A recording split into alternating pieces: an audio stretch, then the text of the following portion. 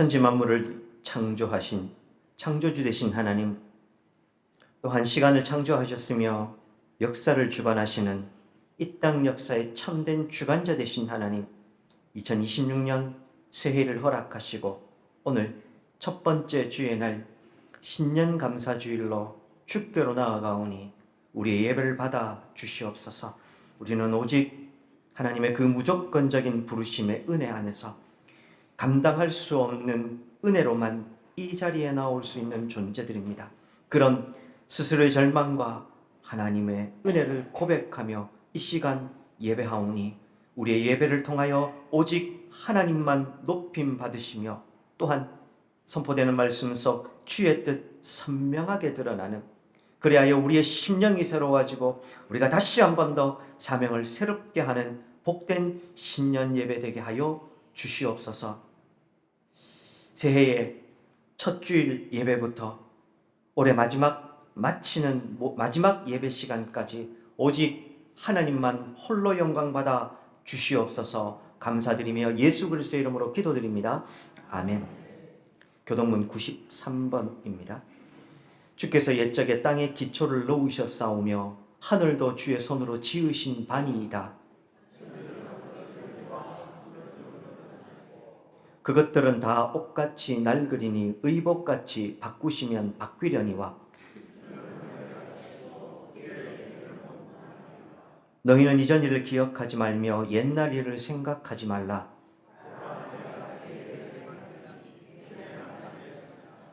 너희는 유혹의 욕심을 따라 썩어져가는 구습을 따르는 옛사람을 벗어버리고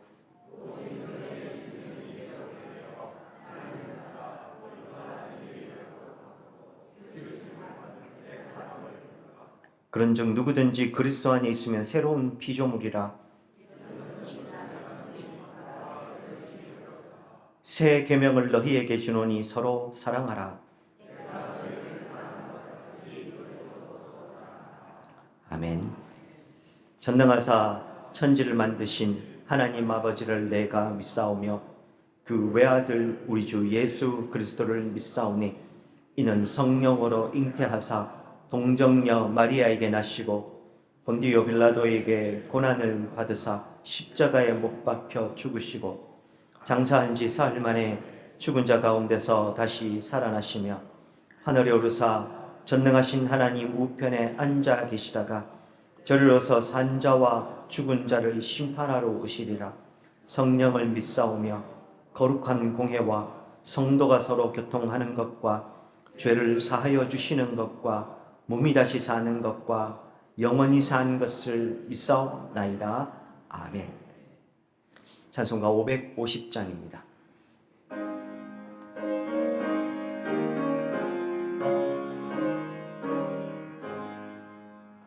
시온의 영광이 빛나는 아침, 어둡다 이 땅이 밝아오네.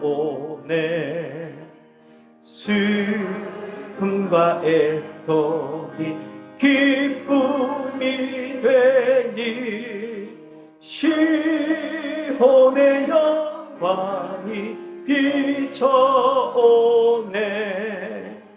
시온의 영광이 빛나는 아침, 매였던 족들이 돌아오네. 오래전 선지자 꿈꾸던 복을 만민이 다 같이 누리겠네.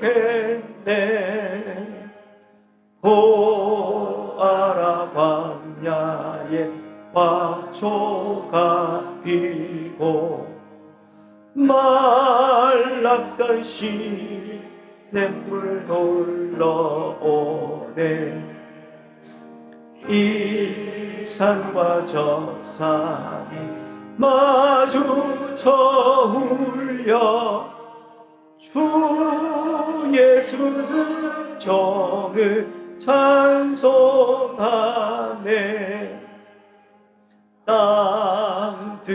받아야 많은 성들아 찬양을 주님께 올리어라. 싸움과 죄악이 가득한 땅에 찬송이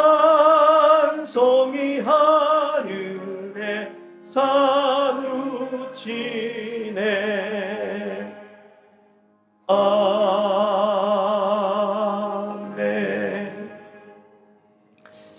네, 주보 순서가 좀 잘못되었습니다. 오늘 우리의 예배를 위해서 우리 정재일 장로님 나오셔서 기도해 주시겠습니다. 여호와께 감사하고 그의 이름을 불러 아뢰며 그가 하는 일을 만민 중에 알게 할지어다. 그에게 노래하며 그를 찬양하며 그의 모든 기이한 일들을 말할지어다. 그의 거룩한 이름을 자랑하라. 여호와를 구하는 자들은 마음이 즐거울지로다. 아멘.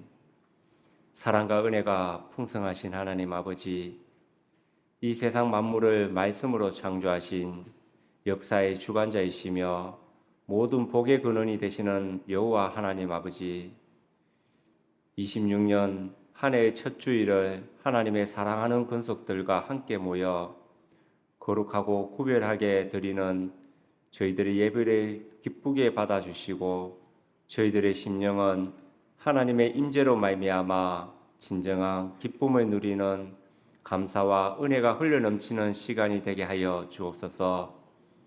에베네셀의 하나님, 25년을 뒤돌아볼 때 모든 시간이 하나님의 섭리 속에서 하나님의 동행과 간섭이 있었음을 이 시간 고백합니다. 하지만 때로는 죄의 속성을 버리지 못하고 옛사람의 제약된 모습과 습관이 남아 있었음에도 고백합니다. 주님의 뜻을 구하기보다 나의 삶의 계획이 먼저였고 하나님께서 사랑하신 이웃을 사랑하고 돌보기보다 나의 삶을 먼저 챙기기에 급급했던 연약한 모습들도 있었음을 회개하오니 십자가의 보혈로 저희들의 제약된 모습들을 긍휼히 여겨주시고 용서하여 주옵소서. 우리의 몸과 마음을 정결케 하여 주시고 깨끗하게 씻겨주셔서 거룩한 마음으로 26년 한 해를 새롭게 시작할 수 있도록 인도하여 주옵소서. 그런즉 누구든지 그리스도 안에 있으면 새로운 피조물이라 이전 것은 지나갔으니 보라 새 것이 되었도다. 말씀하신 주님의 말씀에 의지하여 옛사람을 벗어던지고 그리스도의 형상과 삶을 닮아감으로 새로운 존재로 담대히 나아갈 수 있는 지혜와 능력도 허락하여 주옵소서. 그리함으로 우리 군위 장로교의 모든 성도가 삶의 모습 속에서 새로운 언어와 행함이 나타나므로 믿지 않는 이들에게 그리스도인의 참다운 생명의 향기가 흘러넘치는 것을 보여줄 수 있는 은혜도 내려 주옵소서. 우리의 삶이 편안함을 구하기보다 주님의 뜻을 먼저 구할 수 있는 믿음도 더하여 주옵소서. 하나님, 주님의 피로 값주고 사신 우리 군위 장로교회를 잊지 말고 기억하여 주옵소서. 26년 복음의 생명과 능력으로 사람을 살리고 세상을 복되게 하는 교회의 표처럼 모든 성도가 복음의 기쁜 소식을 참다운 생명으로 여기고 이 생명의 말씀으로 세상을 복되게 하는 참다운 교회의 모습이 각 성도의 삶 속에서 나타날 수 있는 은혜도 내려주시고 교회가 복음의 빛을 잃지 않고 하나님의 뜻을 분별하여 하나님을 더욱더 사랑하는 아름다운 믿음의 공동체가 되게 하여 주옵소서.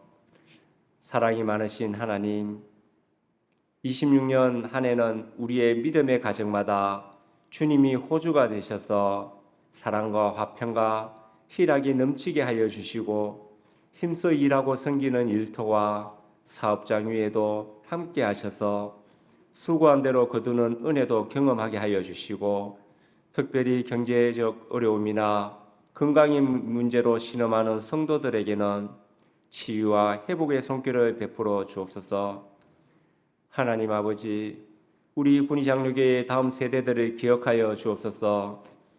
빛이 세상에 왔으되 사람들이 자기 행위가 악함으로 빛보다 어둠을 더 사랑한 것 같이 하나님의 다음 세대들이 이 세상에서 때로는 하나님으로 인해 고난과 지탄을 받기도 하고 말하지 못할 어려움을 당할 때도 있습니다.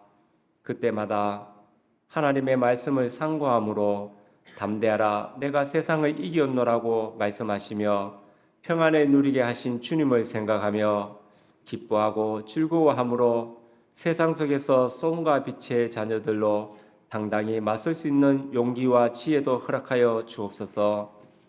오늘도 선포된 말씀을 전하시는 목사님을 세우셨으니 성령의 능력을 더하여 주시고 이 말씀이 우리의 영혼의 생명의 양식이 되게 하여 주시고 이 세상을 살아가는데 방향을 알 수 없을 때 나침반이 되게 하여 주옵소서.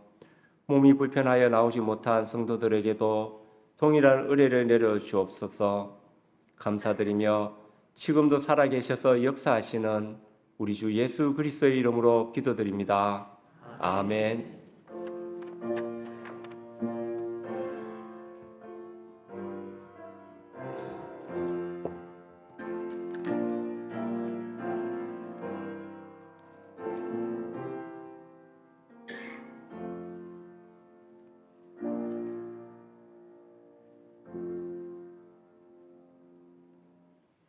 오늘 우리가 함께 나누실 말씀은 사도행전 10장 34절에서 48절까지 말씀입니다.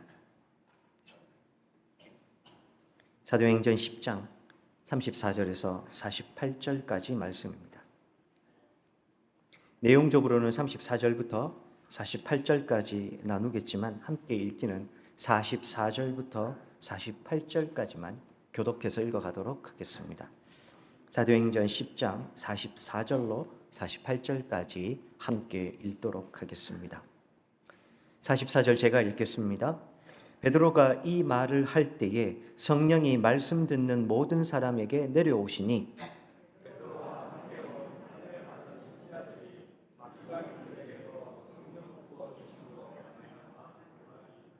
이는 방언을 말하며 하나님 높임을 들음이러라.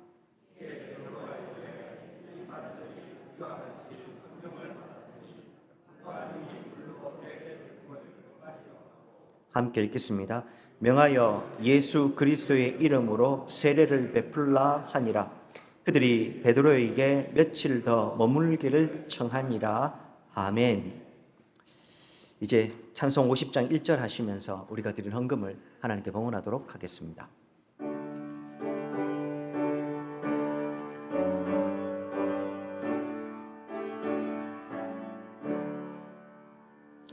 내게 있는 모든 것을 아낌없이 드리네.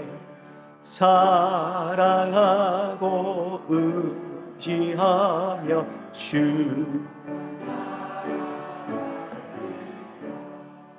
주께 드리네.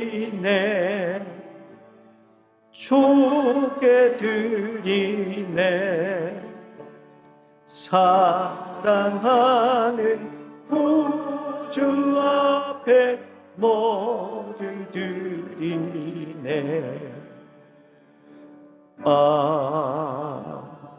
아멘. 교회 소식 알려드리겠습니다. 받으신 주보 사면을 참조해 주시면 되겠습니다. 먼저 신년 첫 주부터 주보에 순서가 좀 틀려서 죄송합니다. 오늘 오전 예배와 또 오후 예배 시간에 기도 순서자가 착오가 있었습니다. 미처 잘 살피지 못해서 죄송합니다. 내년 다음 주부터는 잘 챙겨서 하도록 하겠습니다.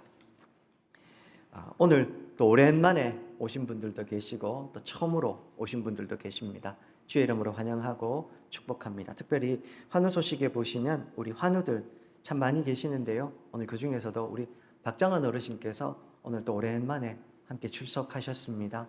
또 나가시면서 인사 나눠주시고 또 같이 또 마음 나눠주시면 감사하겠습니다. 뿐만 아니라 우리 홍군자 권사님 지금 재활치료 열심히 하고 계시는데요. 다행스럽게 이번 주간부터 지난 주간부터는 이제 지팡이를 좀 의지하긴 하시지만 이제 스스로 보행을 하실 수 있을 정도로 또 말하고 발음하는 것도 많이 뚜렷해지셨다, 이런 이야기를 들었습니다. 계속해서 기도로 함께 해주시기를 부탁드립니다. 또 그리고 기도하실 때 교회 환우 명단에 있는 우리 어르신들, 또 병상에 있는 환우들을 위해서 잊지 않고 꼭 기도해 주셨으면 합니다. 뿐만 아니라 우리 군 복무 중에 있는 청년들, 또 그리고 여기 이름은 없지만 또 이 직장이라든지 학업 때문에 타 지역으로 떠나 있는 우리의 자녀들을 위해서, 청년들을 위해서도 잊지 않고 기도로 함께 해주시길 부탁을 드립니다. 신년표는 이미 성구영 신예배 시간에 우리가 함께 나누었던 대로 또 오는 화요일과 수요일 우리 사경의 시간에 함께 나눌 내용인데요. 복음의 생명과 능력으로 사람을 살리고 세상을 복되게 하는 교회입니다. 우리 신년이니까요, 한 목소리로 옆에 있는 신년표를 보시면서 우리 함께 한번 신년표를 읽어보도록 하겠습니다. 시작. 복음의 생명과 능력으로 사람을 살리고 세상을 복되게 하는 교회. 아멘. 사람을 살리고 세상을 참으로 복되게 하는 우리 군위 장로교회 되면 좋겠습니다. 사람을 살리자는 것은 말씀드린 대로 단순히 전도하자는 이야기가 아닙니다. 오늘 우리가 만나게 되는 또 성도의 만남부터 서로가 서로를 세워주고 그리스도의 온전한 몸으로 세워가는 그 만남부터 함께 살리자, 복되게 한다는 것 또한 우리가 이제 신년 사경회 때 팔복에 대해서도 나누겠지만 우리는 이미 복된 삶으로 부름받은 복된 인생들입니다. 세상을 복되게 하는 궁극적인 교회의 역할은 그곳에 이미 임한 하나님의 나라를 드러내고 세워가는 것이 될 겁니다. 그런 우리 군위 장로교회 올 한 해 되기를 소망합니다. 아울러서 지난 12월에 임명되신 신년 섬김이들, 오늘부터 이제 신년 섬김이들이 섬기시게 됩니다. 아마 안내부터 또 주방도 그렇고 새로운 분들이 섬기시게 될 건데요. 성도님들도 함께 세워가는 겁니다. 또 그런 구석구석 이름 없이 빛도 없이 섬기는 섬길들을 통해서 교회가 아름답게 세워져감을 기억해 주시고 마음을 함께 모아주시기를 부탁드립니다. 오늘은 신년 감사주일입니다. 예배 중에 보시는 대로 성찬 예식이 있습니다.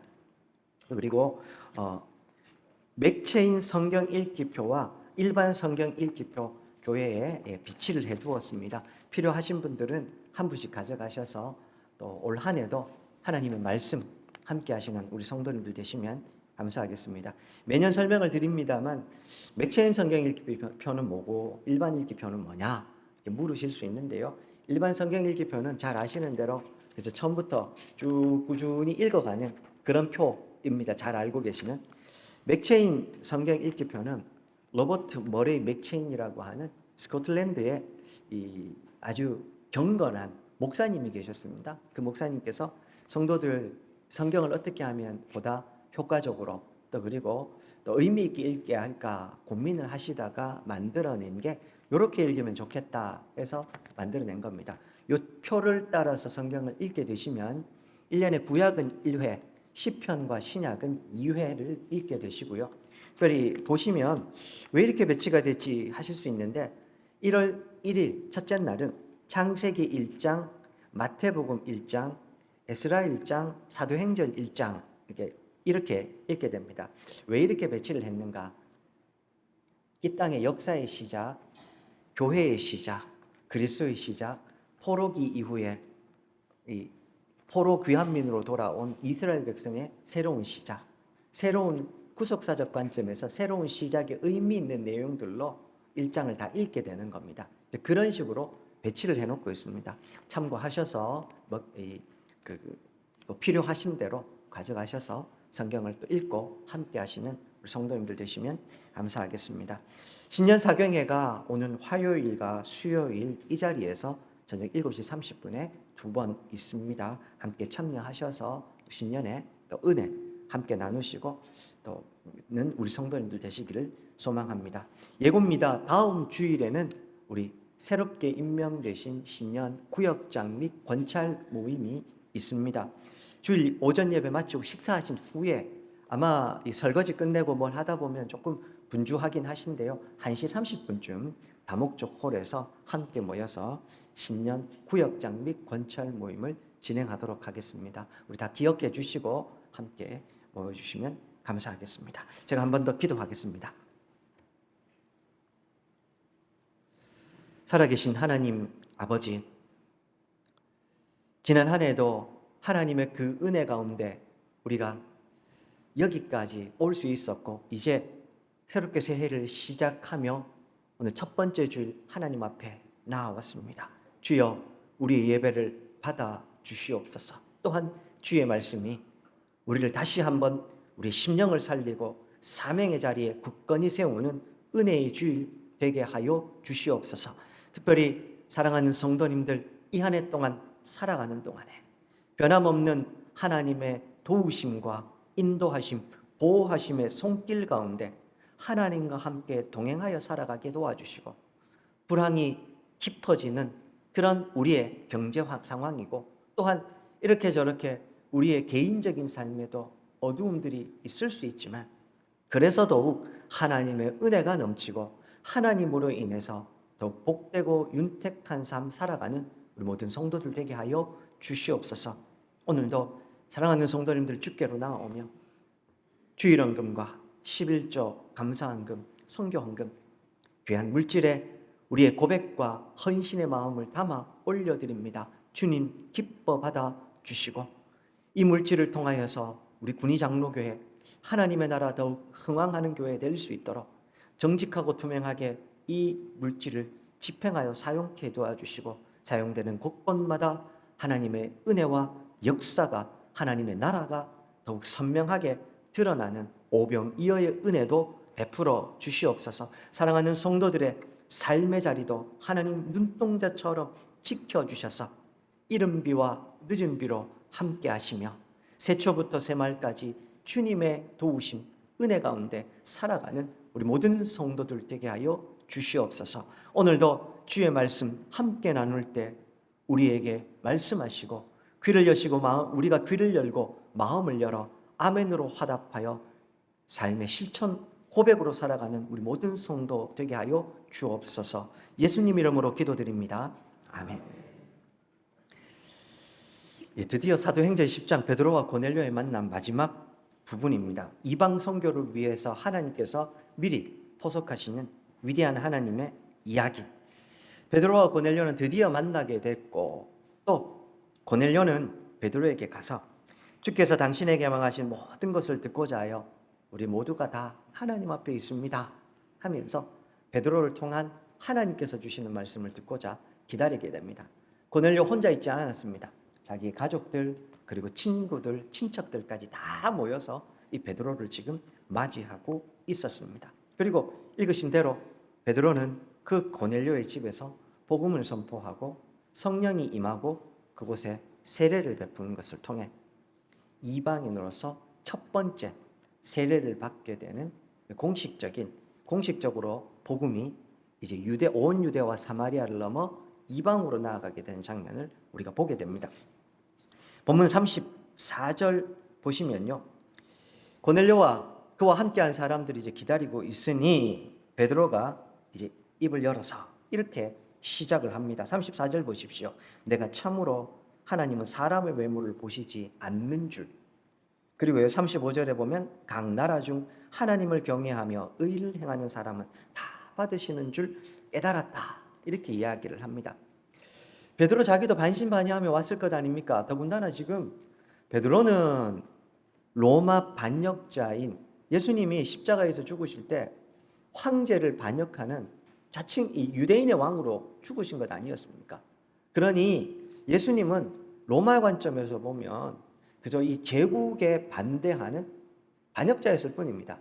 그 반역자의 추종자가 베드로 아닙니까? 그렇죠? 근데 지금 로마, 그것도 이탈리아, 로마 본토에서 온 그 이달리아 부대의 백부장의 집으로 간 것이었습니다.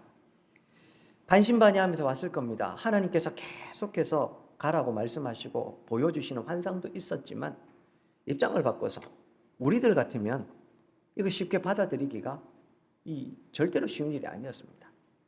그런데 웬걸요, 와서 보니 이제서야 하나님이 자기에게 말씀하신 것들이 다 깨달아진 겁니다. 그래서 하나님 참으로 사람을 외모로 보시는 분이 아니시고 그것이 누구이든 하나님을 경외하고 의를 행하는 사람이라면 다 받으시는 분인 줄 내가 이제야 깨달았다. 이런 고백을 하게 됩니다. 특별히 하나님 사람의 외모를 보지 않는다라는 이 베드로의 고백이요, 참 의미 있는 고백인 게, 신명기에 보면 이런 말씀이 있습니다. 베드로는 유대인입니다.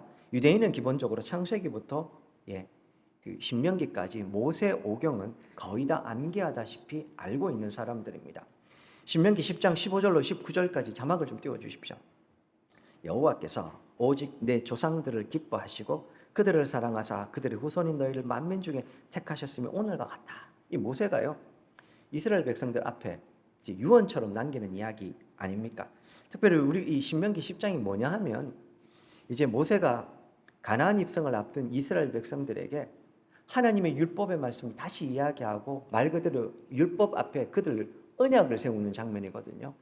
그 전에 율법에 있는 A부터 Z까지 구체적인 내용들을 말하기 이전에 이 율법을 어떤 마음, 어떤 자세로 받아야 되는지 그걸 모세가 지금 설명해 주고 있는 내용입니다. 자, 그런 관점에서 한번 보십시오. 16절입니다. 그러므로 너희는 마음의 할례를 행하고 다시는 목을 곱게 하지 말라. 너희의 하나님 여호와는 신 가운데 신, 주 가운데 주, 크고 능하시며 두려우신 하나님이시다. 그 다음요, 사람을 외모로 보지 아니시며 뇌물을 받지 아니하시고 고아와 과부를 위하여 정의를 행하시며 나그네를 사랑하여 그에게 떡과 옷을 주시나니, 하나님 그런 분이신데 마지막 19절, 너희는 나그네를 사랑했는데 왜냐하면 전에 너희도 애굽 땅에서 나그네 되었기 때문이다 라고 말합니다. 율법은 이 율법을 지키면 하나님께서 복 주신다, 이 율법을 지키면 구원받는다, 그게 아닙니다. 이미 하나님이 하나님의 백성으로 그들을 불러주신 다음에 하나님의 백성의 삶은 이래야 된다, 너희가 하나님의 백성이라면 이렇게 살아야 된다 라고 해서 주시는 거였습니다. 그럼 이제 그러면은 율법을 또 딱딱한, 또 안 지키면 벌 받는 이런 것들만 생각할 수 있는데, 제가 이거 자주 설명드렸습니다. 애굽에서 400년 동안이나 2등 국민, 노예 백성으로 살면서 1등 국민, 제국의 백성, 신민의 삶이 어떤 것인지 400년 동안 지켜본 겁니다. 이집트는 수천 년 동안 그 지역의 패권을 가지고 이 군림하던 나라였습니다. 그 나라의 소위 신의 아들, 신의 현년으로 일컬어 받는 파라오와 그 파라오의 통치를 받는 이스라엘 이 애굽 백성들은 말 그대로 그 근동 지역에서 신민으로서 자부심 넘치는 삶을 살았거든요. 오늘날 우리가 생각하는 요즘은 좀 덜합니다만 미국 시민권 비교할 수 없는 애굽 애굽 백성들이었습니다. 그런 삶을 보고서 400년을 지낸 겁니다. 이스라엘 백성들은 노예 백성이었던 겁니다. 보잘것없고 하찮은. 그런데 웬걸요, 먼 옛날 400년도 더 전에 우리의 조상 아브라함이 만나고 또 그렇게 아브라함과 맺으신 그 여호와의 이름하는 하나님께서 그렇게 대단해 보였던 애굽의 신들을 다 무찔러 버리시고 그 하나님께서 너희가 바로 내 백성이야, 우리가 하나님의 백성, 여호와의 백성이다 라는 겁니다. 그러니까 이건 율법은 그러면서 그들에게 주신 게 율법이었던 겁니다. 애굽에 태양신 라의 백성들의 삶의 형식이 있었다면 그 모든 애굽의 신들을 다 이긴 유일무이한 신 여호와, 이 하나님을 섬기는 백성은 이렇게 살아야 된다라는 게 율법인 겁니다. 그렇게 보면 율법은 족쇄가 아니고 자랑스러운 하나님 백성의 삶의 양식, 방법인 겁니다. 율법 중에서 그 하나도 이스라엘 백성들에게 어려운 것도 없고 족쇄가 될 만한 것도 없었던 겁니다. 하나님 백성이라면 이 정도는 지키고 살아야지, 이런 겁니다. 더더군다나 그 하나님께서 이제 약속하신 약속의 땅을 앞두고 있는 겁니다. 그 앞두고 있는 약속의 땅 들어가기 전에 모세가 그 백성들에게 다시 한번 언약을 상기시켜주고 있는 게 신명기 말씀인 겁니다. 그 신명기 말씀의 율법을 이야기하기 전에 이 율법을 어떤 마음으로 받아야 되는지, 그게 우리가 조금 전에 읽은 신명기 10장의 말씀인 겁니다. 너희도 이전에 노예 백성이었던 것을 기억하고 그런 너희를 하나님이 불러주셨다는 것을 기억하라는 겁니다. 그런데 그런 그들이 만약에요, 자기들 가운데 서로 나도 하나님의 백성이고 너도 하나님의 백성인데 서로 자기가 가지고 있는 재산 혹은 학벌 혹은 외모죠, 이런 것들로 서로 차별한다고 하면 이게 될 말입니까? 아니죠.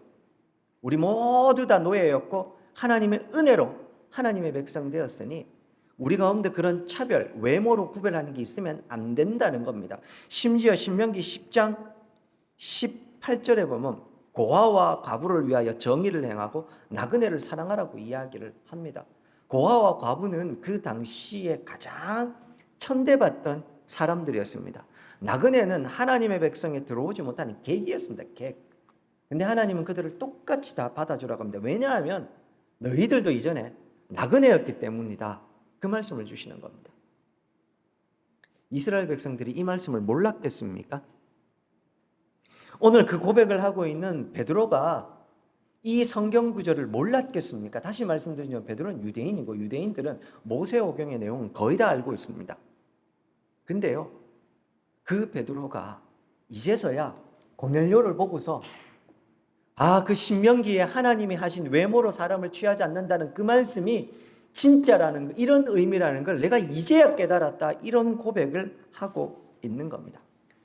사실 베드로의 이 고백, 그리고 베드로가 이 고백을 하고 나서 우리가 본 대로 고넬료와 그의 집 사람들에게 세례를 베푸는 이 이야기는 당시 사도행전 10장을 기준으로 해서는 사도행전 이 예루살렘 초대교회의 파격적인 내용이었습니다. 우리 지난 시간에도 살펴본 대로 그래서 베드로가 11장에 보면 예루살렘 초대교회 다시 돌아가가지고 이걸 설명을 해야 됐습니다.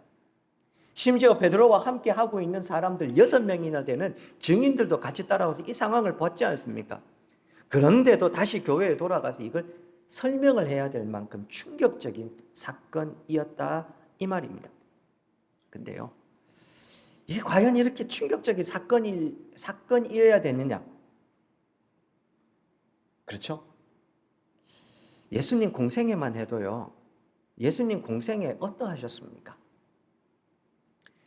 세리장 삭개오와 함께 하셨습니다. 창녀 마리아와도 함께 하셨습니다.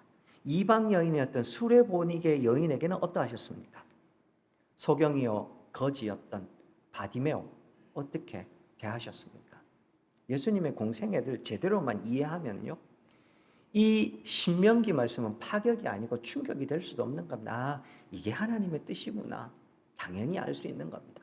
예수님도 그래서 하나님의 뜻에 합당하게 이 공생애를 하신 겁니다. 갑자기 예수님께서 없는 것을 만들어낸 게 아니라 하나님은 처음부터 그런 하나님이셨던 겁니다. 문제는 이게 파격이 되고 충격이 되면 안 되는데 베드로를 포함한 유대인들이 하나님의 말씀을 편협하게 받아들이고 오해하고 하나님의 말씀에 무지했던 겁니다. 그래서 신명기 말씀이 떡하니 있지만 이방인과 자신들을 구별하고 자기들 사이에서도 서로 구별하고 그렇게 하나님의 말씀을 엉뚱하게 자기들이 만들어 버렸던 겁니다. 정작 하나님의 관점에서는요, 너무 당연한 일이 오늘 일어나고 있는데 이게 베드로와 나아가 예루살렘 초대교회 유대인들에게는 충격적인 사실이었다는 것입니다. 사랑하는 여러분, 오늘 하나님의 말씀 앞에 있는 우리는 좀 어떤지 살펴보면 좋겠습니다. 우리가 교회 안에서 내 옆에 있는 성도들을 대할 때 어떤 마음으로 대합니까? 나와 똑같이 그도 예수 그리스도께서 하나님께서 피로 값주고 사신 내 형제요 자매다, 같은 마음으로 바라보고 있고 같은 마음으로 그를 안아주고 받아주고 있습니까? 한 걸음 더 나아가서 우리 교회 안에 들어오는 그 누군가를 우리가 차별의 마음 없이 똑같은 마음으로 받아주고 있는지 우리가 좀 생각해 보아야 됩니다. 사랑하는 여러분, 제가 자주 말씀드립니다만 저 또한 우리 지역에 있는 오래된 분들을 만납니다. 근데 가끔 참 마음 아프게 듣는 이야기 중에 하나가 우리 지역이 오랫동안 정체되어 있었고 여기 몇 대를 함께 사신 분들이 많지 않습니까? 그러니 누구보다 우리 교회의 히스토리, 역사를 잘 알고 계시고요. 한두 번쯤은 우리 교회 다 와보신 분들입니다. 근데 그분들이 왜 교회를 안 오시겠습니까? 뭐 여러 가지 개인적인 이유들이 있겠지만 가끔씩 듣게 되는 이유가 누구 때문에 안 간다, 어떤 일을 겪어서 안 간다, 이런 이야기들입니다. 들을 때마다 가슴이 아프고 교회를 대신해서 제가 죄송합니다 말씀을 드립니다. 근데 그런다고 해서 그게 회복이 안 됩니다. 이미 떠난 마음 돌이키는 게 쉬운 일이 아니라는 거죠. 사랑하는 여러분, 교회는 구원받은 죄인들이 모이는 곳입니다. 구원받아서 하나님의 백성 되었지만 계속해서 성화의 삶을 살아가는 아직은 부족하고 연약한 그런 사람들이 모여있는 공간입니다. 그럼 우리가 그 연약한 사람들을 어떻게 해야 되겠습니까? 안아주고 품어줘야 되겠죠. 오늘 새벽에도 우리가 살펴본 유다서 말씀, 당연히 진리 아닌 것에는 단호해야 됩니다. 그러나 동시에 그 연약한 사람들 긍휼로 품는 것, 이 두 가지 사랑과 공의가 함께 공존해야 되는 것이 교회라는 사실을 우리 잊지 않았으면 좋겠습니다. 그런 부분에서 새해에도 정말 이 복음, 내가 먼저 경험한 복음의 생명과 능력을 가지고 내가 오늘 만나게 되는 이 사람이 누구든 그를 그리스도의 온전한 사람으로 세우고 살리고 나아가 내가 살아가는 이 지역사회를 복되게 하는 우리 교회가 되면 좋겠습니다. 이어지는 36절부터 베드로가 설교를 합니다. 36절부터 41절까지가 베드로의 설교거든요. 근데 읽어보시면 이 내용 중에 우리가 모르는 내용이 하나도 없습니다. 예수님이 탄생하신 성육신하심에 대해서 이야기하고 그 다음 공생의 사역에 대해서 이야기를 하고 십자가에서 죽으시고 부활하신 내용까지 이야기를 합니다. 안 읽었지만요, 한번 꼭 읽어보시기 바랍니다. 어려운 내용이 하나도 없습니다. 어려운 내용이 없을 뿐만 아니라 여기 이 시간 앉아 계시는 분들 중에 누군가 만나서 네가 믿는 예수님 누구야? 믿음의 내용이 뭐야? 라고 이야기하면 우리도 36절부터 41절까지의 내용 정도는 누구나 다 쉽게 이야기할 수 있는 것들입니다. 베드로는 지금 하나님께서 우리에게 주신 말씀을 우리가 기다립니다 하고 앉아있는 이 고넬료와 그와 함께하고 있는 사람들에게 우리도 할 수 있는 그 평범한 이야기를, 복음을 이야기를 하고 있는 겁니다. 그리고 42절과 43절 보십시오. 그 이야기를 하면서 베드로가 하는 이야기 보십시오. 우리에게 명하사 백성에게 전도하되 하나님이 살아있는 자와 죽은 자의 재판장으로 정하신 자 곧 이 사람의 것을 증언하게 하셨고 그에 대하여 모든 선지자들도 증언하되 그를 믿는 사람들이 다 그의 이름으로 힘입어 죄사함을 받는다 하였다. 무슨 말입니까? 이 평범한 복음의 내용을 하나님이 우리에게 증언하라고 맡겨주셨고 그래서 내가 이거 증언하러 왔다고 이야기를 하고 있는 겁니다. 너무 당연한 이야기를 하고 있는데요. 사랑하는 여러분, 우리가 이 베드로의 이야기를 귀 기울여 들어야 됩니다. 우리는 과연 이 지역사회 가운데 내가 살아가는 가정과 일터와 그 모든 삶의 현장에서 증언하는 하나님의 백성들 맞습니까? 그래서 우리 군위 장로교회는 이 지역사회 가운데 복음을 증언하는 증언 공동체가 맞는지 물어야 됩니다. 가서 그럼 전도지 들고 복음 전하라. 예, 맞습니다. 그것도 포함됩니다. 그러나 그것만이 아닙니다. 내 삶을 통해서, 내 말 한마디를 통해서, 내가 살아가는 삶 전부를 통해서 예수 그리스도를 드러내고 복음을 드러내는 증언하는 삶이어야 합니다. 그런 부분에서 우리 군위 장로교회는 나는 증언하는 백성이요 증언하는 공동체인지 스스로에게 물어야 됩니다. 특별할 것이 없습니다. 예수님이 땅에 오셨고 공생애를 이렇게 사셨고 십자가에서 죽으셨고 부활하셨다는 그 내용입니다. 근데 나도 알고 우리 모두가 다 알고 있는 그 내용을 증언하게 하신 겁니다. 사랑하는 여러분, 하나님께서 우리에게 맡겨주신 사명 대단한 것이 아닙니다. 우리 모두가 다 알고 있는 내가 먼저 경험한 복음의 생명과 능력이 있지 않습니까? 그걸 세상 사람들에게 보여주는 겁니다. 전하는 겁니다. 그런 부분에서 우리는 이런 증언 공동체인지 증언하는 하나님의 백성들인지 우리 좀 물어야 됩니다. 사도행전 1장 7절 8절 계속해서 사도행전 전체를 관통하고 있는 내용이 뭡니까? 오직 성령이 너희에게 임하시면 너희가 권능을 받고 예루살렘 온 유대 사마리아 넘어 땅끝까지 이르러 내 증인이 되리라. 그거 아니었습니까? 베드로는 지금 그 사명에 충실하고 있습니다. 우리도 충실한 사람들이 되면 좋겠습니다. 그리고 늘 말씀을 드리지만 그 증인이 되는 삶의 첫 번째는 말이 아니라 삶이 되어야 됩니다. 바깥에 있는 사람들은요, 우리의 말을 듣기 이전에 우리의 삶을 먼저 볼 겁니다. 그런 부분에서 내 삶이 그 사람들에게 복음에 합당한, 복음의 가치를 드러내고 보여주는 삶에 합당한가? 우리가 좀 진지하게 스스로에게 물어야 될 겁니다. 이제 마지막 부분입니다. 44절로 46절. 베드로가 별것 아닌 이 이야기를 했을 때 44절 보십시오. 베드로가 이 말을 할 때 누가 찾아오십니까? 성령이 말씀 듣는 모든 사람들에게 내려옵니다. 그리고요, 베드로와 함께 온 할례 받은 신자들도 이방인에게 성령 부어주심을 보고서 놀라고 있습니다. 심지어 46절 그들이 방언을 말하고 하나님 높이는 것도 듣게 됩니다. 마치요, 어떤 느낌이냐 하면 성령 하나님께서 베드로가 지금 이 고넬료에게 복음 전하는 것을 이렇게 기다리고 계시는 것 같으셨어요. 그래서 베드로가 증언을 끝내자마자 바로 그 위에 성령께서 찾아오셔서 이 모여있는 고넬료의 집 사람들을 지금 말 그대로 성령 충만하게 하셔서 방언도 하게 하시는 겁니다. 물론 하나님께서 지금 성령 하나님께서 이 모든 일을 베드로를 통해서 이끌어 가시는 거긴 한데 마치 베드로의 관점에서 드러난 사건은 어떠냐 하면 베드로가 지금 하나님께서 말씀하시니 그 말씀에 순종해서 이해는 안 되지만 일단 순종해서 찾아가서 보니까 그렇거든요. 그래서 뭐 대단하지도 않아요. 그냥 있는 그대로 복음을 예수님에 대해서 소개하자마자 성령께서 그들 가운데 임하고 있는 겁니다. 전체 스토리를 보고 있으면 누구보다 여기서 지금 간절하게 열심을 가져서 이 일을 지금 기대하고 소망하는 분이 누굽니까? 베드로도 아니고 고넬료도 아닙니다.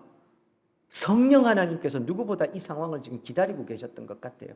그래서 베드로의 말이 떨어지자마자 성령께서 찾아오셔서 그들을 감동하고 감화하시고 그들을 지금 놀랍게 변화시키고 있는 겁니다. 특별히 여기서 베드로가 한 역할을 주목하셔야 됩니다. 베드로가 뭐 대단한 일을 했습니까? 아닙니다. 베드로가 막 갑자기 이 사람들 앞에서 능력의 종이 돼서 막 그런 설교를 했습니까? 36절로 31절 돌아가셔서 꼭 한번 읽어보십시오. 나도 이 정도는 할 수 있겠다 싶은 이야기를 베드로가 했습니다. 근데 그것만 했는데 그 모여있는 고넬료와 그 집의 사람들이 다 성령 충만한 은혜가 임하고 있는 겁니다. 사랑하는 여러분, 오늘 이 지역사회 가운데 우리가 증언 공동체, 증인 공동체로 서야 된다라고 말씀을 드리는데 목사님 그게 참 쉬운 일이 아닙니다. 네, 맞습니다. 저도 하면서도 느끼는 거지만 너무 어렵습니다. 몇 년을 같이 만나서 성경 공부를 했는데 아직도 하나님 나라 이야기하면 글쎄요 진짜 그런 나라가 있습니까? 이렇게 이야기를 하십니다. 거기 가서 어르신 저랑 같이 만나셔야죠. 어떨 때는 예, 꼭 만납시다 이러셨다가 어떨 때는 글쎄요 벌써 지난 가을에 오셨어야 됐는데 가을에 몸이 아파서 겨울 지나고 나면 봄에 오셔야 된다고 했는데 봄 되면 글쎄요 봄 되면 어떻게 될지 잘 모르겠습니다 이러십니다. 그때마다 마음이 무너지죠. 어렵습니다. 증언 공동체로 서서 하나님의 말씀 전하고 그를 주께로 인도하는 일이 쉽다는 말씀을 드리는 게 아닙니다. 다만 그 어려운 일을 우리가 어떻게 감당할 수 있습니까? 엄도 안 나는 일이죠. 그런데 오늘 베드로가 어떻게 하고 있는지 보십시오. 대단한 역할을 해서가 아닙니다. 하나님께서 누구보다 이 일을 기다리고 소망하고 계십니다. 우리가 해야 될 일은 그분께서 우리에게 마음을 주시고 사명을 주실 때 순종해서 그 일을 하는 겁니다. 문제는 그 순종이 어려운 거죠. 늘 말씀드리지만 하나님의 말씀이 어려운 게 아니고 그 하나님의 말씀을 따라 순종하는 내 마음이 어려운 겁니다.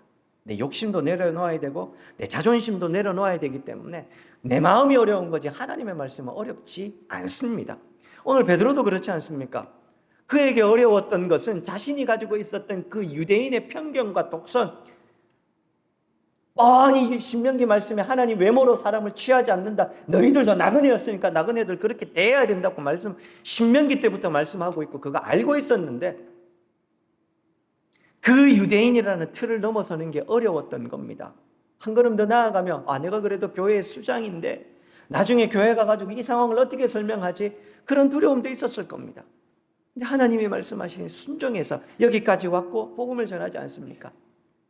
베드로가 대단한 일을 했던 게 아니라 그저 하나님께서 말씀하실 때 순종해서 그 복음을 전할 뿐이었습니다. 그러자 이 놀라운 일, 복음이 온 유대와 사마리아를 넘어 이방으로 전해지는 사도행전 성령의 역사 중에서 아주 중요한 분수령을 넘어가는 사건이 베드로를 통해서 일어나게 되는 겁니다. 마찬가지입니다. 2026년도 복음의 생명과 능력으로 사람도 살리고 세상도 복되게 하는 일 생각하면 까마득하고 우리가 어떻게 할 수 있을까 싶습니다. 그런데 그 일의 시작점은 뭐냐 하면 하나님이 우리에게 말씀하실 때 그것이 무엇이든 아무리 보잘것없고 작은 것이라도 거기서부터 순종해서 살아가는 겁니다. 그러면 주께서 오늘 베드로를 통해서 하신 것처럼 일하실 겁니다. 마지막 47절, 48절. 우리처럼 똑같이 성령이 저렇게 임하고 있는데 우리가 어떻게 이걸 모른 척할 수 있겠는가? 그래서 세례를 주는 겁니다. 사랑하는 여러분, 물 세례 주는 것의 의미를 아시죠? 물 세례를 하는 것 자체가 무슨 대단한 거기에 신령한 능력이 있는 게 아닙니다. 다만 성령께서 이미 그를 인치셨음을 공동체 앞에 드러내놓고 보여주고 그 사람에게 외적 확신과 표지로서 주는 게 세례인 겁니다. 그래서 교회에서 세례를 베풀 때 이 사람의 구원 유무를 확인하는 겁니다. 우리 교회는 당회가 세례 문답을 너무 어렵게 해요. 왜 어렵게 하겠습니까? 구원의 확신이 없는 사람에게 세례를 주어서는 안 되기 때문에 그런 겁니다. 이미 성령의 인치심으로 구원의 확신이 있는 사람들을 그의 자격을 확인하고 그에게 물세례를 베푸는 것이 당회의 책무고 책임이기 때문에 그런 겁니다. 세례 받으면 예수 믿게 됩니까? 성경 어디에 그런 말이 있습니까? 성령으로 인치심 받은 사람을 이 땅의 지상의 교회가 그걸 확인하고 외적 표지로서 확인해 주라는 겁니다. 그리고 그것을 믿음의 공동체 모두가 함께 보면서 나도 저런 은혜로 구원받은 인생임을 다시 한 번 더 확인하는 겁니다. 그래서 세례는 성례가 되는 것이고 그래서 세례는 보이는 말씀이 되는 겁니다. 다시 말씀드립니다만 2026년도에도 우리는 다시 또 누군가는 세례를 받으셔야 될 거고 세례를 베풀게 될 겁니다. 근데 올해도 우리는 또 엄격하게 그 사람의 신앙을 살필 겁니다. 그건 저를 포함한 당회원들의 책무이기 때문에 그렇습니다. 이건 사람이 정한 것이 아니라 성내 하나님께서 직접 정해서 교회에 베풀어 주신 겁니다. 우리에게 하라고 맡겨주신 사명이란 말입니다. 그러니 제발 군의 장로교회에서 계시는 성도님이라면 그런 분 한 분도 안 계시지만 대충 세례 좀 주시면 세례 받으면 은혜도 받고 믿음도 생기지 않겠습니까? 라는 이야기는 하지 말아 주셨으면 합니다. 그런 경우는 없습니다. 목사님, 제가 그런 경우도 봤는데 저도 그런 경우는 보긴 했습니다. 그런데 그건요, 하나님께서 정말 은혜로 여겨주신 거지 그게 일반적인 경우는 아닙니다. 당회는 당회가 해야 될 일이 있고 교회는 교회가 해야 될 일이 있는 겁니다. 특별히요, 오늘 47절, 48절 베드로가 이 성령이 임하는 모습을 보고서 이제 세례를 베푸는 물로 세례를 베풀고 있습니다. 그리고 그들과 며칠 더 머물게 되는데 이 사건 어디서 보셨습니까? 특별히 44절 다시 한 번 더 보십시오. 베드로가 이 말할 때 베드로가 대단히 그들에게 갑자기 안수를 했다든지 이런 게 한 게 아닙니다. 그냥 복음을 전했는데 성령이 그들에게 임하고 있습니다. 사도행전 2장에 보시면 마가 다락방에 모여 있었던 예루살렘 초대교회의 구성원들이죠. 그들 가운데 성령이 임할 때 어떻게 임했는지 보십시오.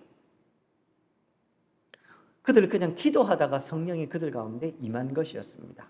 다시 말해서 성령이 지금 임하고 있는 이 사건이 사도행전 2장과 오늘 사도행전 10장, 유대인들에게 처음 최초의 교회에 임하던 성령의 임하심과 이방인들에게 성령이 임하시는 사건이 유사합니다.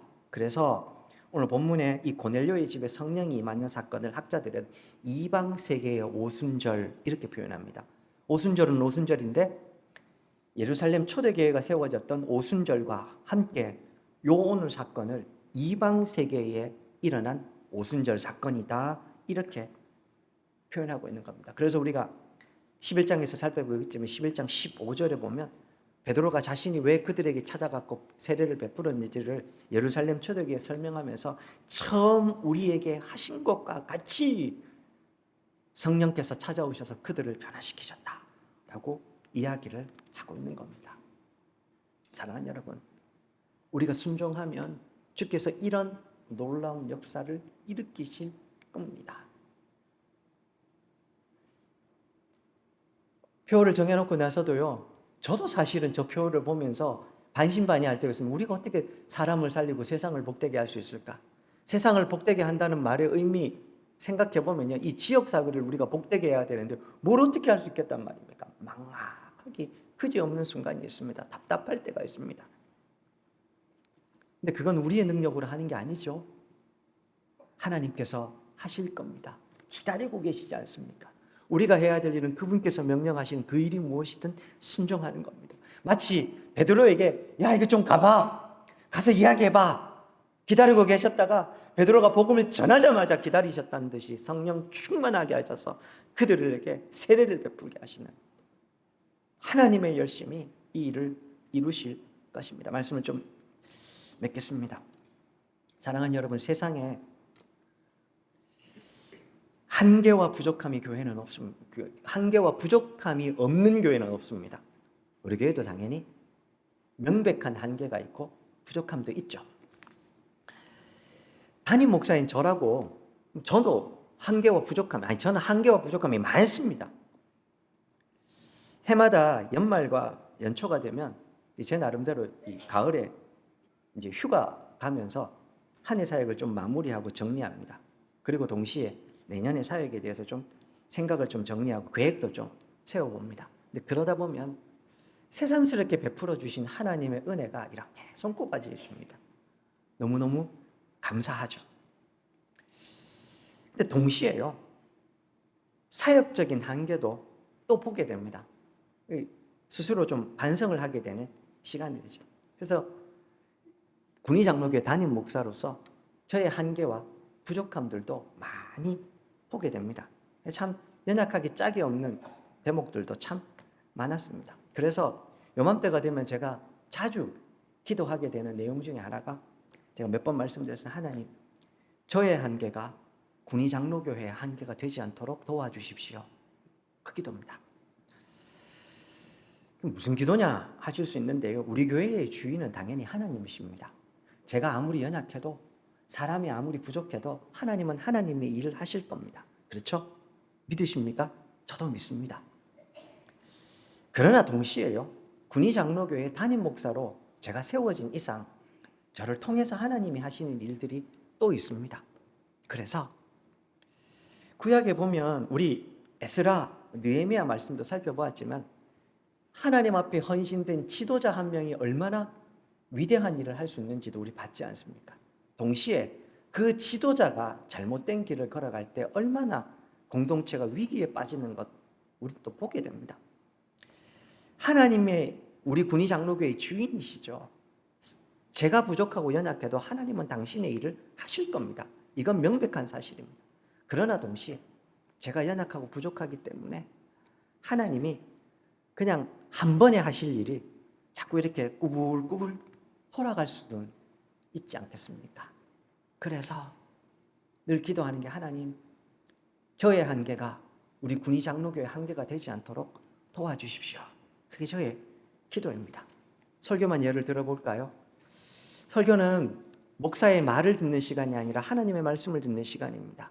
제가 말 잘해서 저의 말을 듣는 시간이 아니고 하나님의 말씀이 선포되니 그 말씀이 은혜가 되는 겁니다. 은혜를 끼치시는 분도 하나님이십니다. 그러니 성도님들 이 자리에 나오셔서 우리 목사님 말 참 잘해, 아니면 어떤 목사님 말 참 잘해, 그 목사의 말을 들으시려고 하지 말고 그를 통해 말씀하시는 하나님의 말씀을 들으셔야 됩니다. 그러나 동시에 목회자인 제가 이 하나님의 말씀을 올바르게 또 그리고 효과적으로 잘 준비해서 전달할 책임도 있는 겁니다. 이 두 가지는 동시에 같이 가야 하는 겁니다. 제가 제대로 준비 못하고 저희 부족함과 연약함 때문에 성도 여러분들이 마음이 다치고 설교에 대한 기대감이 없이 이 자리에 올 수도 있지 않습니까? 그래서 하나님 저의 한계가 우리 교회의 한계가 되지 않도록 도와주십시오. 그 기도를 또 하게 되는 겁니다. 사랑하는 여러분, 마찬가지로 우리 교회의 한계가 하나님의 사역의 한계가 되면 안 됩니다. 복음이 생명과 능력이 되어야 되고, 그래서 우리 교회 안에 들어오는 모든 사람들을 살리고, 우리 지역에 있는 사람들을 살리고, 우리가 만나는 사람들을 살리고, 그래서 이 지역을 진짜 복되게 하는 우리 교회가 되어야 되는데, 이런 하나님께서 당신의 일을 해나가실 때 우리 군위 장로교의 한계가 하나님의 사역의 한계가 되면 안 되지 않겠습니까? 두렵고 떨림으로 이 사역의 현장 가운데 우리가 서야 할 것이요, 그때 우리가 해야 될, 오늘 베드로를 통해서 우리가 보게 되는 교훈이 하나 있습니다. 나는 연약하고 부족하지만, 베드로가 연약한 것 부족한 것 없었습니까? 왜요? 유대인이라는 한계, 신명기 하나님의 말씀에 대한 이해의 부족, 고넬료는 한계가 없었습니까? 이방인이었습니다. 로마 군인이었습니다. 세상적으로는 자격이 될 수 있어도 하나님 앞에서 그건 약점이었을 겁니다. 그런데요, 하나님의 말씀에 순종하는 베드로, 하나님의 말씀에 순종하는 고넬료, 이 두 사람이 만났을 때 하나님께서 그 누구도 하지 못했던 이 위대한 일, 복음이 유대와 사마리아를 넘어 이방으로 넘어가는 이 위대한 사역을 하시지 않습니까? 마찬가지입니다. 우리가 부족하고 연약한 내 한계와 우리의 부족함은 명확하지만, 그럼에도 불구하고 우리의 부족함과 연약함이 하나님의 사역의 한계가 되지 않으려면 우리 또한 이런 순전한 마음의 순종과 헌신이 필요할 겁니다. 그렇게 할 때 주께서 우리를 통해서 일하실 겁니다. 그런 2026년 되기를 주의 이름으로 축원드립니다. 오늘 말씀을 기억하시면서 우리 한 번만 기도했으면 좋겠습니다. 기도하시겠습니다. 살아계신 하나님 아버지, 오늘도 우리에게 신명기 말씀, 사도행전 말씀을 통해서 말씀해 주시니 감사합니다. 주님, 우리 사랑하는 성도님, 오늘 이 말씀처럼 주여 우리의 순종을 통하여서 치역을 색되게 하고 괴롭게 하는 은혜를 베풀어 주시옵소서. 감사드리며 예수님 기도드립니다. 아멘. 존귀하신 하나님, 오늘 사도행전 베드로의 순종과 고넬료의 순종을 통해서 하나님이 위대한 당신의 사역을 펼쳐가심을 보게 됩니다. 우리 연약하고 부족하지만 올 한 해 우리의 순종을 통하여 하나님이 하실 위대한 사역을 이루어 주시옵소서. 예수님 이름으로 기도드립니다. 아멘. 이제 성찬식 거행하도록 하겠습니다. 성찬에 대해서 제가 자주 설명을 드립니다만, 사랑하는 여러분, 성찬은 하나님께서 직접 제정하신 거룩한 예식입니다. 특별히 우리가 성찬 예식을 통해서 믿음이 연약한 우리의 믿음을 다시 한 번 더 확인하게 되는 겁니다. 눈으로 보고 입으로 맛보고 감각을 통해서 복음의 약속, 예수 그리스도께서 나를 위해 죽으시고 십자가 보혈의 공로를 베풀어 주셨음을 오늘 성찬 예식을 통해서 우리가 다시 확인하게 되는 시간입니다. 그런 의미에서 오늘 거룩하고 경건한 마음으로 시간 참여해 주시기를 소망합니다. 또한 이 보이는 예식으로서 성찬이 우리에게 은혜가 되는 것은, 우리는 부족하지만 이 시간에 성령께서 우리 가운데 찾아오셔서 이 성찬을 복되게 하셔서, 마치 2000년 전 예수님 최후의 만찬 자리에 제자들이 있었던 것처럼 예수님 성령 안에서 이 자리에 우리와 만나시고 함께 하시게 되는 것입니다. 그런 부분에서 이 성찬을 경건한 마음으로 받으시기를 소망합니다. 특별히 그런 의미에서 예수 그리스도의 보혈의 공로, 그분의 이 십자가 은혜를 알지 못하는 사람은 성찬에 함부로 참여할 수 없는 겁니다. 그래서 성찬은 입교 교인만 참여할 수 있습니다. 나는 세례를 안 받아서 참여할 수 없는데 억울하다가 아니고, 같이 참여하지 못하시라도 더 큰 은혜를 소망하시며 이 자리에 함께 기도하는 마음으로, 또 참여하지 못하지만 눈으로 함께 보시면서 참여해 주시기를 소망합니다. 함께 찬송가 228장입니다.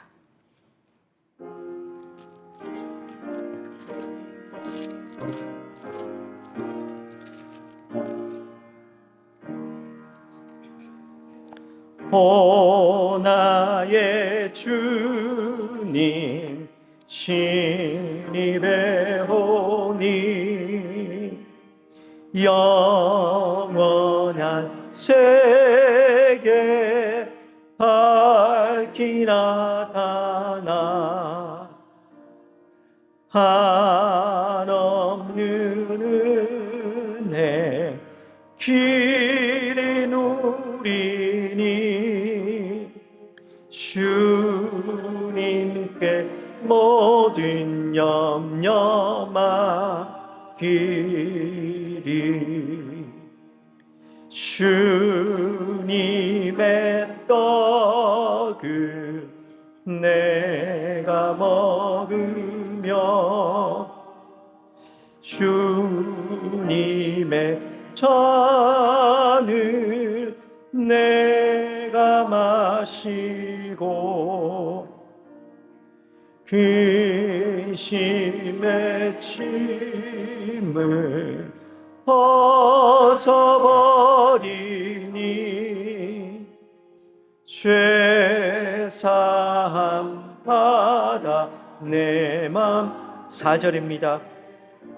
주님의 성찬 받을 때마다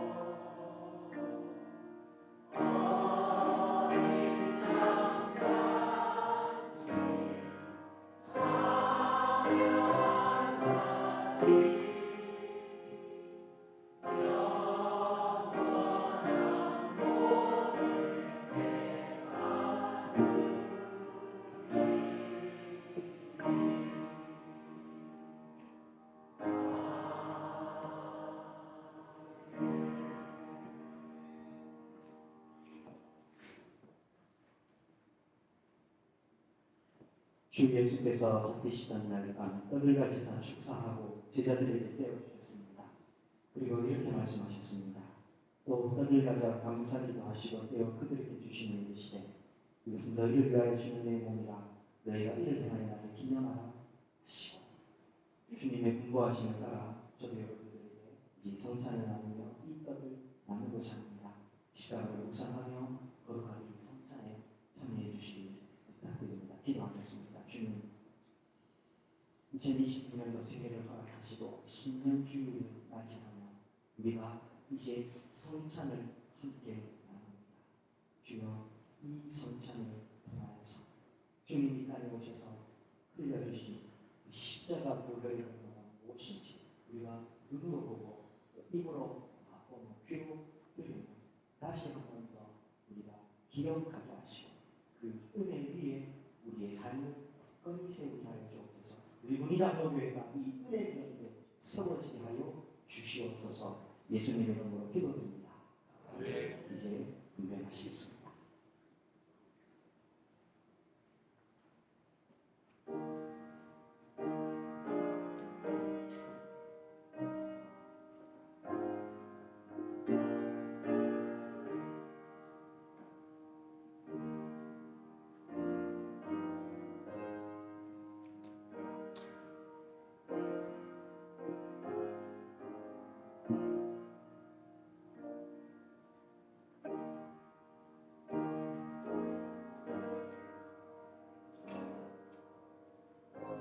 앞서 말씀드린 대로 이 예시는 하나님 1% 도인만 승리하실 수 있습니다.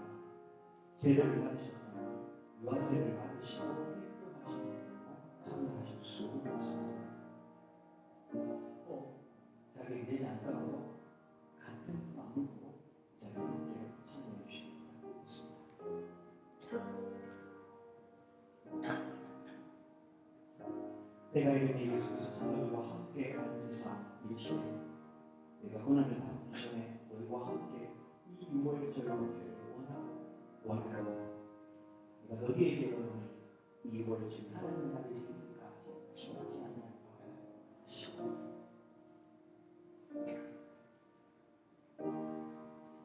내가 너희에게 전한 것은 주께 말한 것이니 곧 주 예수께서 잡히시던 밤에 어디서 축사하시고 떼어 내시되 이것은 너희를 위하는 내 몸이니 이것을 행하여 나를 기념하라 하시고 식후에 또한 그와 같이 잔을 가지시고 이르시되 이 잔은 내 피로 생 새 언약이니 이것을 행하여 마시는 동안에 나를 기념하라 하셨으니 너희가 이 떡을 먹으며 이 잔을 마실 때마다 주의 죽으심을 그가 오실 때까지 전하는 것입니다.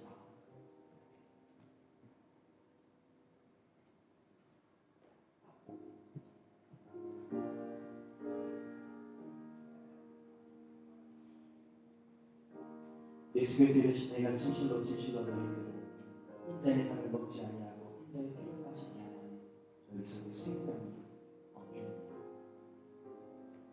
내 살을 먹고 내 피를 마시는 자는 영생에 가졌고 마지막 날에 내가 그를 다시 살리리니 내 살은 참된 양식이요 내 피는 참된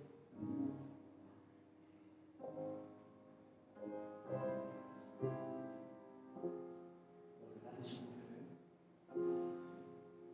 조용히 묵상하시면서 예수께서 십자가를 말씀하시며 우리의 공로로 가운데 제사를 지는 기도하십니다.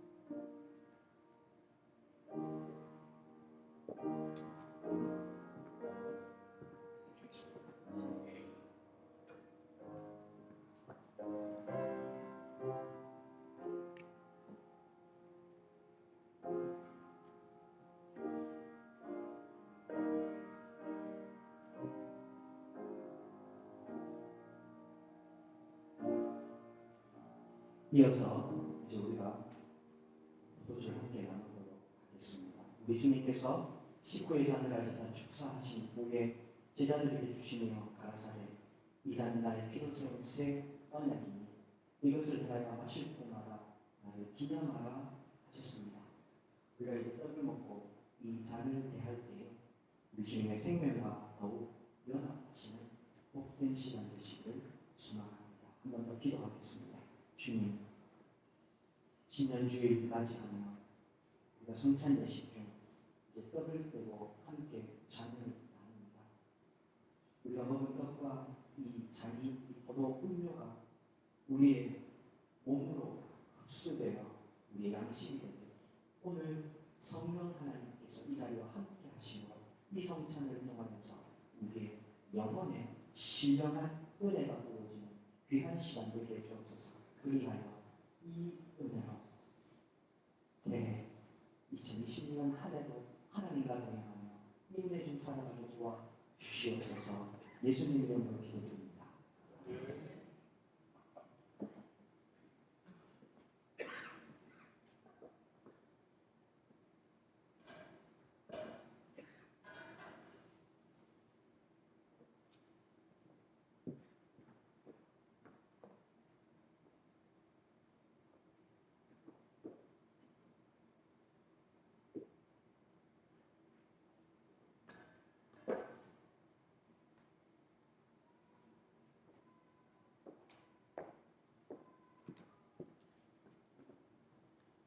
이제 저도 주님의 분부하심 따라서 이 잔을 함께 나눕니다. 이제 두 잔 하시겠습니다.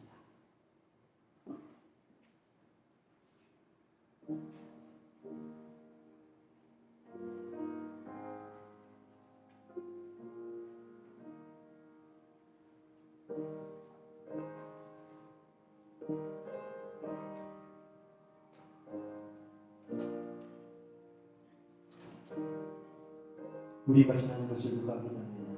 여호와의 팔이 누구에게 나타났느냐? 그는 주 앞에서 자라나기를 연한 숨 같고 마른 날지나 뿌리 같아서 그 모양도 없고 풍자도 없은즉 우리가 보기에 흠모할 만한 아름다운 것이 없도다.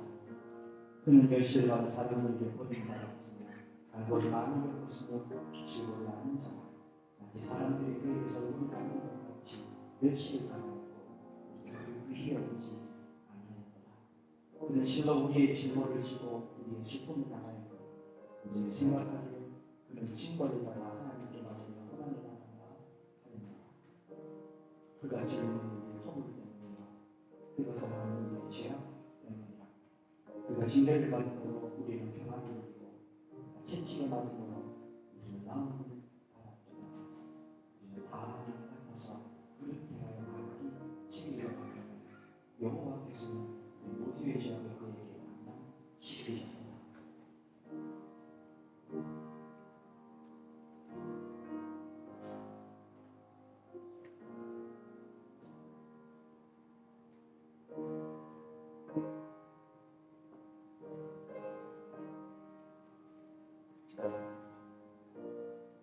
너를 받으신 분들만 이 잔에 참여하실 수 있습니다.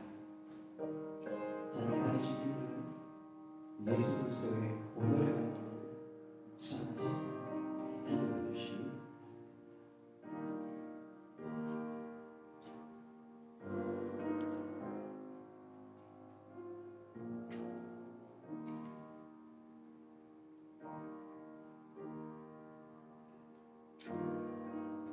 그들이 먹을 때 예수께서 떡을 가지사 축복하시고 떼어 제자들에게 주시며 이르시되 받아서 먹으라 이것은 내 몸이니라 하시고 또 잔을 가지사 감사 기도하시고 그들에게 주시며 이르시되 너희가 다 이것을 마시라 이것은 죄 사함을 얻게 하려고 많은 사람을 위하여 흘리는 나의 피 곧 언약의 피이다.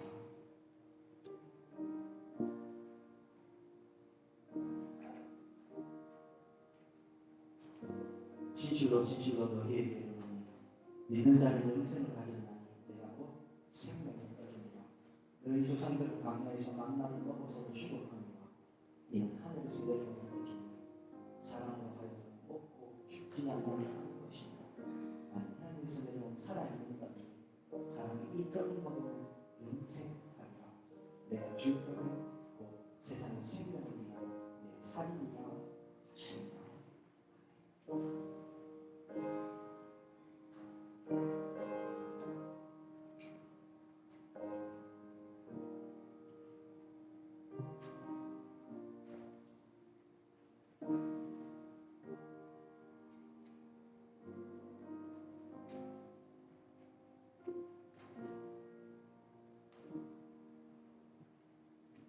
떡을 받으시고 잔을 받지 않는 분 계시면 손을 들어 표현해 주시기 바랍니다.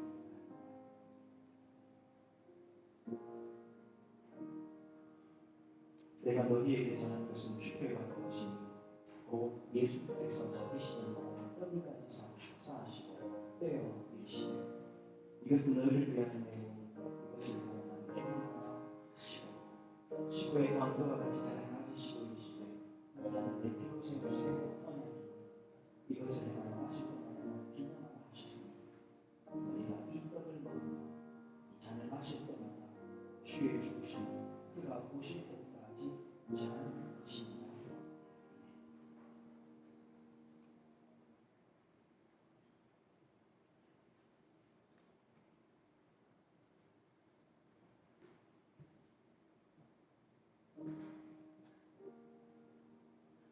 나를 받으신 분들은 예수 그리스도의 보혈의 공로를 묵상해 주시고 다들 같이 주십시오.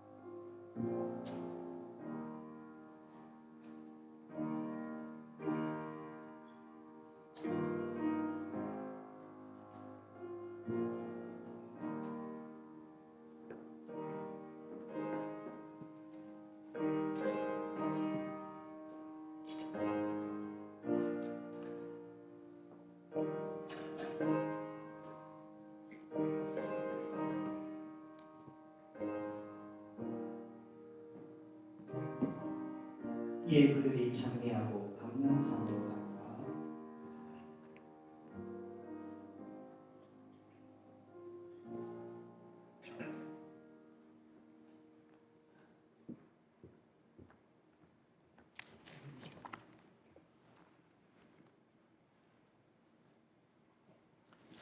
찬송가 323장입니다.